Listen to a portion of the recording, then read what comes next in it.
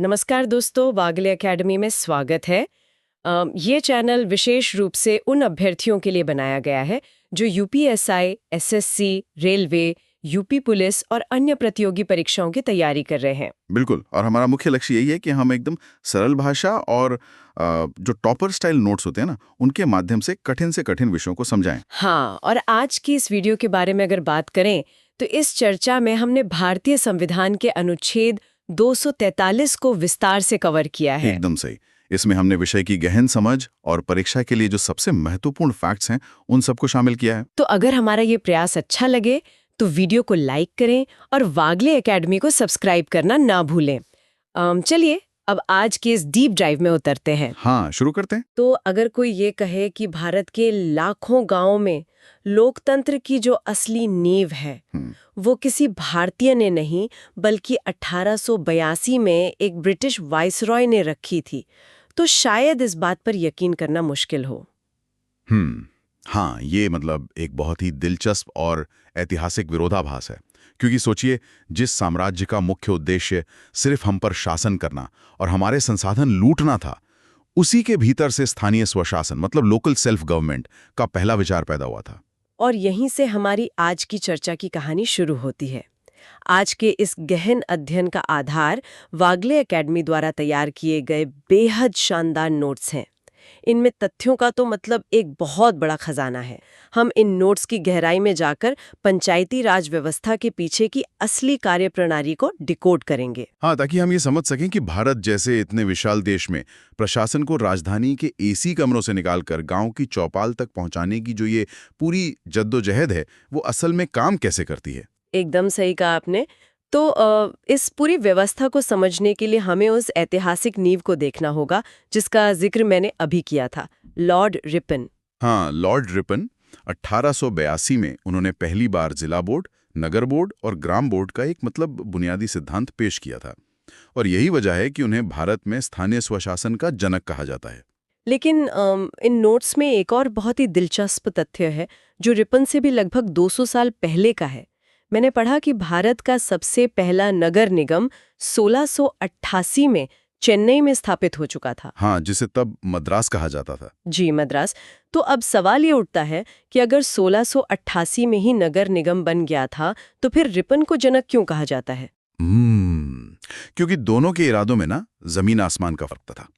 देखिए, 1688 का जो मद्रास नगर निगम था, वो पूरी तरह से ईस्ट इंडिया कंपनी की कर वसूली टैक्स कलेक्शन को आसान बनाने का एक टूल मात्र था। अच्छा, सिर्फ टैक्स के लिए? हाँ, अंग्रेजों को यह बात समझ आ गई थी कि अगर स्थानीय लोगों से पैसा उगाना है तो एक स्थानीय ढांचा चाहिए ही चाहिए। उसमें लोकतंत्र जैसी कोई बात बिल्कुल नहीं थी।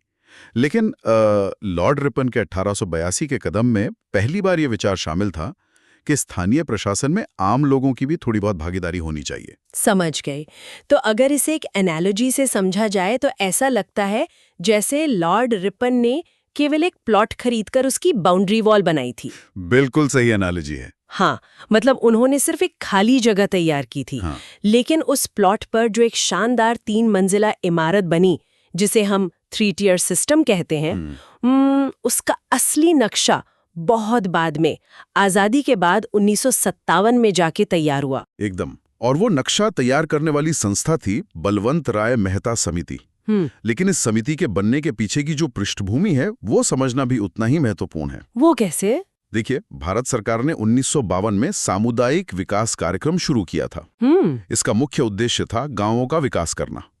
और होता क्या था कि सरकारी अधिकारी दिल्ली और राज्यों की राजधानियों में बैठ के योजनाएं बनाते थे और फिर उन्हें गांव में लागू करने की कोशिश करते थे।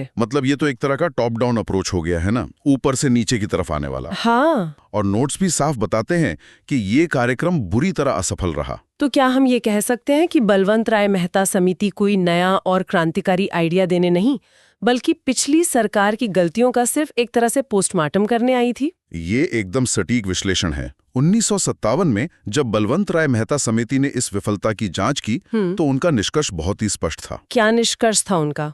उन्होंने पाया कि सरकारी बाबू और अधिकारी चाहे कितनी भी अच्छी योजनाएं बना लें, जब तक फैसले लेने का अधिकार उन स्थानीय लोगों को नहीं मिलेगा जिनके लिए वो योजनाएं बन रही हैं, तब तक कोई भी विकास संभव ही नहीं है।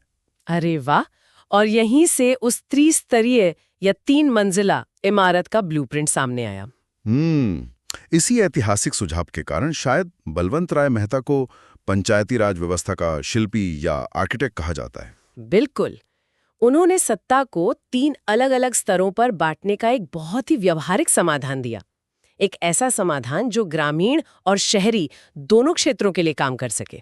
तो चलिए इस 3 मंजिला ढांचे को थोड़ा खोल कर देखते हैं कि ये असल में काम कैसे करता है। सबसे ऊपर है जिला स्तर। यहाँ ग्रामीण क्षेत्र में जिला पंचायत या जिला परिषद होती है, जिसके मुखिया जिला अध्यक्ष होते हैं। हाँ, और अगर हम शहरों की बात करें तो वहाँ नगर निगम होता है और उसके प्रमुख मेयर होते हैं। ठीक है, फिर एक मंजिल नीचे आते हैं ब्लॉक स्तर या खंड स्तर। यहाँ ग्रामीण क्षेत्र में ब्लॉक प्रमुख होते हैं और शहरों में नगर पालिका परिषद होती है, जिसके अपने अध्यक्ष होते हैं। और सबसे नीचे है गांव या कस्बा स्तर। गांव में ग्राम प्रधान का चुनाव होता है और छोटे शहरी कस्बों में नगर पंचायत के चेयरपर्सन का। और इस सबसे निचले स्तर की सबसे खास बात यह है कि यहाँ प्रत्यक्ष चुनाव होता है। मतलब जनता सीधे अपना वोट डालकर अपना नेता चुनती है। जी, डायरेक्ट इलेक्शन। लेकिन यहाँ एक बात मेरी समझ में पूरी तरह नहीं आ रही है। देखिए, ये ढांचा देखने में तो बहुत व्यवस्थित लगता है, पर क्या ये बहुत ज्यादा जटिल और लंबा नहीं है? आप किस मायने में कह रही हैं? मतलब पहले राज्य सरकार, फिर जिला, फिर ब्लॉक और फिर जाकर कहीं गांव। भारत में पहले से ही लाल फीताशाही की इतनी समस्या है, फाइलें अटक जाती हैं। क्या ये संभव नहीं था कि राज्य सरकार सीधे गांव के प्रधान से संपर्क कर ले? बीच के इन ब्लॉक और जिला स्तरों की क्या जरूरत थी? ऊपरी तौर पर यह सवाल बहुत वाजिब लगता है, लेकिन इसे थोड़ा जमीनी हकीकत के चश्मे से देखना होगा। भारत के किसी एक बड़े राज्य का ही उदाहरण ले लीजिए, जहां शायद 60 या 70 हजार गांव हो सकते हैं। हाँ, यूपी जैसे राज्य में तो और भी ज्यादा होंगे। बिल्कुल। तो अगर राज्य की राजधानी में बैठा कोई सचिव या मंत्री सीधे 70 हजार ग्राम प्रधानों की फाइलें देखने लगे, तो पूरा का पूरा सिस्टम उसी दिन कोलैप्स कर जाएगा। ये एक एडमिनिस्ट्रेटिव नाइटमेयर, मतलब प्रशासनिक दुस्वप्न होगा। ओह, मतलब जानकारी का प्रवाह और फंड का प्रबंधन तो एकदम असंभव हो जाएगा। एकदम। इसलिए ये जो 3 टियर व्यवस्था है ना, ये एक फिल्टर और पुल की तरह काम करती है। गांव अपनी जरूरतें ब्लॉक को बताता है, फिर ब्लॉक कई गांवों की जरूरतों को एक साथ मिलाकर एक बड़ी योजना बनाता है और उसे जिले के पास भेजता है। और फिर जिला उन योजनाओं को राज्य सरकार के सामने रखता है। हाँ, तो बीच के ये जो स्तर हैं, ये संसाधनों को जुटाने और योजनाओं को बड़े पैमाने पर लागू करने के लिए बेहद जरूरी है। और जहां तक प्रत्यक्ष चुनाव की बात है, वो आम इंसान की राजनीतिक ट्रेनिंग का सबसे बड़ा मंच है। ये स्पष्टीकरण वाकई इस ढांचे की असली अहमियत समझाता है। और नोट्स में एक बहुत ही शानदार ऐतिहासिक क्षण का जिक्र है कि इस 3 टियर ढांचे का सबसे पहला सफल प्रयोग 2 अक्टूबर 1959 को हुआ था। हाँ, राजस्थान के नागौर जिले में तत्कालीन प्रधानमंत्री ने खुद इसका उद्घाटन किया था। लेकिन नागौर का वो प्रयोग एक बहुत बड़ा कदम तो था, पर दुर्भाग्य से वहां जो मशाल जली वो पूरे देश में तुरंत नहीं फैल पाई। बिल्कुल। इसके बाद भारत ने एक बहुत ही लंबा और संघर्षपूर्ण दौर देखा। इसे हम समितियों का दौर या फिर ट्रायल और एरर का समय कह सकते हैं। और ये ट्रायल और एरर दशकों तक चला। अगर हम टाइमलाइन को देखें तो 1957 में मेहता जी के ब्लूप्रिंट के पूरे 20 साल बाद 1977 में अशोक मेहता समिति आई। हाँ, और उन्होंने कहा कि 3 नहीं बल्कि द्विस्तरीय यानी 2 टियर व्यवस्था होनी चाहिए। फिर 1985 में GVK राव समिति आई। उनका फोकस इस बात पर था कि हर जिले में एक कमिश्नर या जिला आयुक्त होना चाहिए जो सारा विकास का काम देखे। और इसके ठीक बाद 1986 में LM सिंघवी समिति और फिर 88 में PK थुंगन और गाडगिल समितियां भी आईं। यार, जब कोई इन नोट्स को पढ़ता है ना, तो ऐसा लगता है कि जैसे दशकों तक देश की सारी समितियां केवल इस बात पर बहस कर रही थी कि सिस्टम में कितने लेवल होने चाहिए। हाँ, या किस कुर्सी पर कौन सा कमिश्नर बैठेगा। बिल्कुल, नौकरशाही और स्थानीय नेताओं के बीच बस एक रस्साकशी चल रही थी। और ये रस्साकशी ही इस पूरी कहानी का सबसे क्रिटिकल पॉइंट है। और यहीं पर LM सिंघवी समिति का वो मोमेंट सामने आता है जिसने पूरे परिदृश्य को बदलकर रख दिया। अच्छा? हाँ, सिंघवी समिति ने उस जड़ को पकड़ लिया जो बाकी सारी समितियां चूक गई थी। तो वो जड़ असल में थी क्या? अब सिंघवी समिति ने महसूस किया कि हम चाहे व्यवस्था को 2 स्तर का बनाएं या 3 स्तर का, जब तक इन पंचायतों को संवैधानिक दर्जा मतलब कॉन्स्टिट्यूशनल स्टेटस नहीं मिलेगा तब तक सब कुछ बेकार है। लेकिन संवैधानिक दर्जा न होने का जमीनी स्तर पर असल में क्या नुकसान हो रहा था? नुकसान ये था कि पंचायतें पूरी तरह से राज्य सरकारों के रहमो करम पर चल रही थीं। राज्य सरकारें इन पंचायतों को अपनी कठपुतली समझती थीं। मतलब कोई स्वतंत्रता नहीं थी? बिल्कुल नहीं।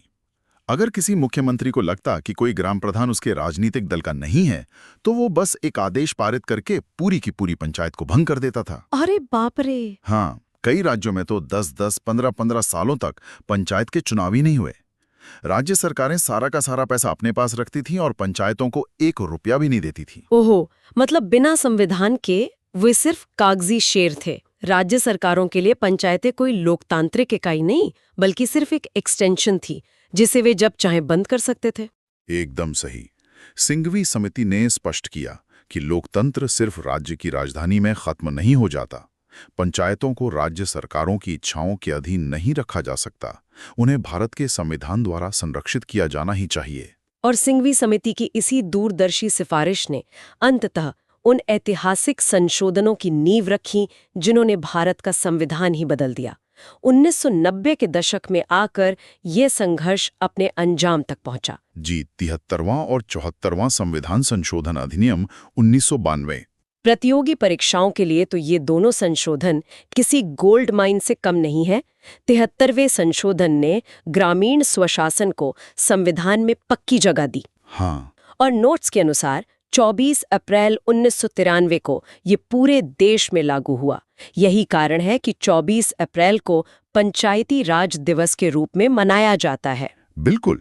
इस संशोधन ने संविधान में अनुसूची 11 को जोड़ा और पंचायतों को काम करने के लिए 29 विषय दिए, जैसे कृषि, सड़क और पीने का पानी वगैरह। और उसी के समानांतर 74वीं संविधान संशोधन ने शहरों के लिए अनुसूची 12 जोड़ी और नगर निकायों को 18 विषय सौंपे। हाँ, और इन संशोधनों ने मिलकर भारत के संविधान में एक पूरा नया भाग जोड़ दिया, भाग 9। और यही एंट्री होती है अनुच्छेद 243 की। अनुच्छेद 243 से लेकर 243 ओ तक का ये पूरा हिस्सा, ये सिर्फ कानूनों की एक सूची नहीं है। तो क्या है? अगर इसे आज की भाषा में कहा जाए तो ये पूरा भाग 9 किसी भी ग्राम पंचायत का ऑपरेटिंग सिस्टम है। जैसे किसी स्मार्टफोन को चलाने के लिए एक मजबूत सॉफ्टवेयर चाहिए होता है ना, बिल्कुल। वैसे ही गांव की सरकार चलाने के लिए अनुच्छेद 243 का ये ऑपरेटिंग सिस्टम काम करता है। क्या बात है! ये ऑपरेटिंग सिस्टम वाली एनालॉजी बहुत ही सटीक है, क्योंकि ये सिर्फ ये नहीं बताता कि पंचायत क्या है, बल्कि ये तय करता है कि पूरी मशीनरी कैसे काम करेगी और अगर सिस्टम में कोई क्रैश आए तो क्या सेफगार्ड्स होंगे। तो चलिए इस ऑपरेटिंग सिस्टम के कुछ सबसे अहम फीचर्स को डिकोड करते हैं।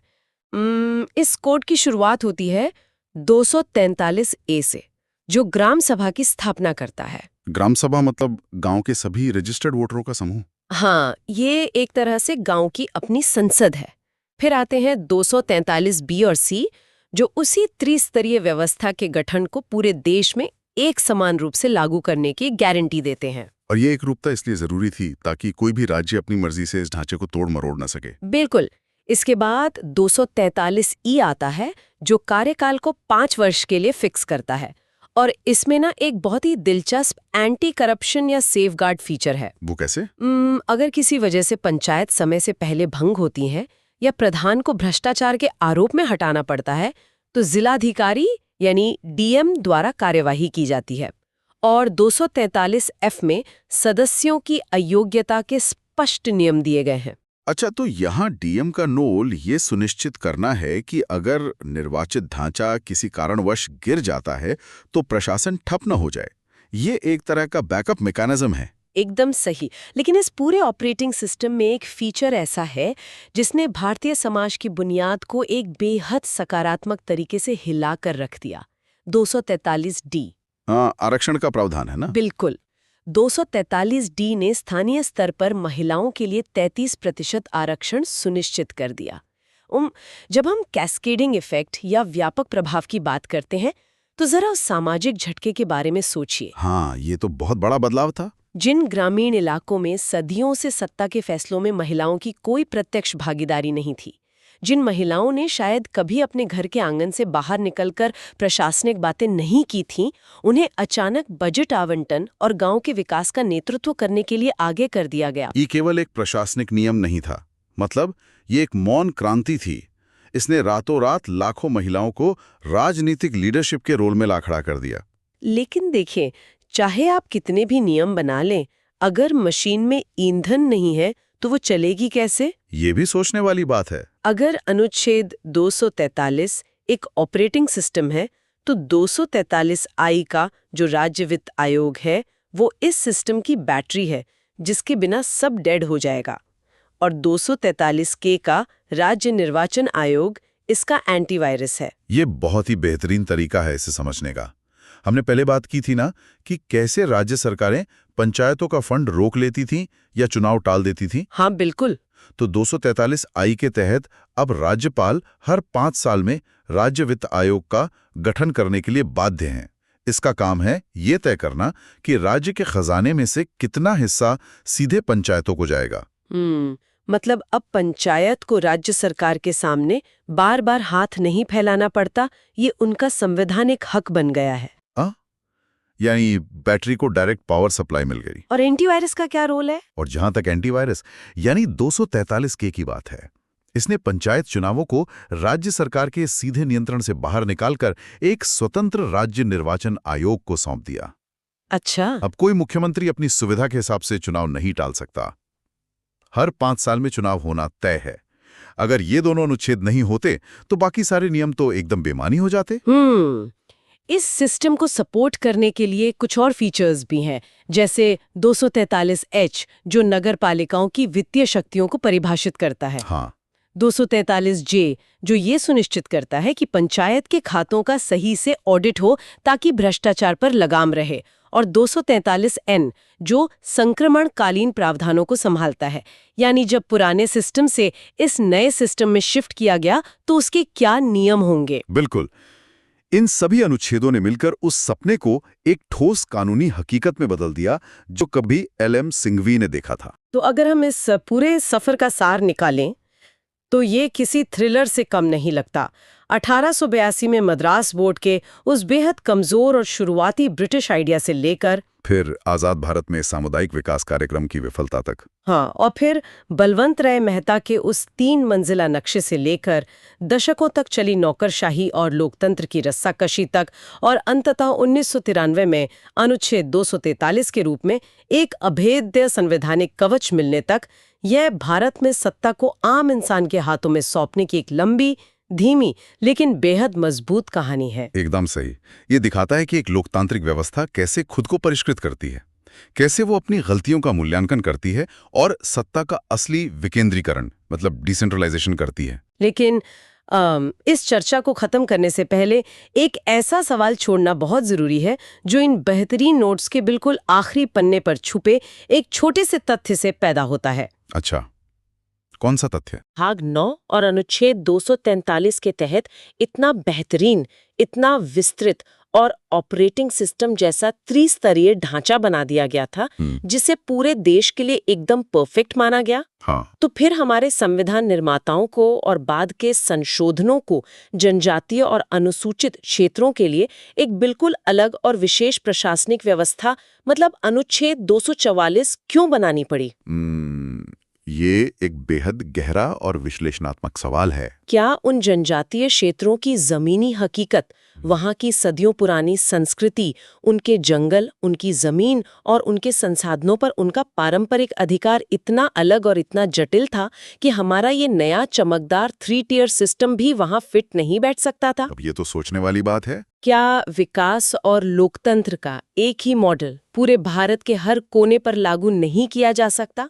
ये निश्चित रूप से इस बात पर विचार करने के लिए मजबूर करता है कि एक ही देश में प्रशासन और लोकतंत्र के 2 अलग-अलग मॉडल क्यों और कैसे काम कर रहे हैं। बिल्कुल, ये कुछ ऐसे सवाल हैं जिन पर गहराई से विचार करना न सिर्फ किसी प्रतियोगी परीक्षा को क्रैक करने के नजरिए से, बल्कि भारत की इस अद्भुत विविधता को समझने के लिए भी बहुत जरूरी है। एकदम सही कहा आपने। आज की इस चर्चा में इस विषय के पीछे काम कर रहे मैकेनिज्म को समझना वाकई बहुत शानदार रहा।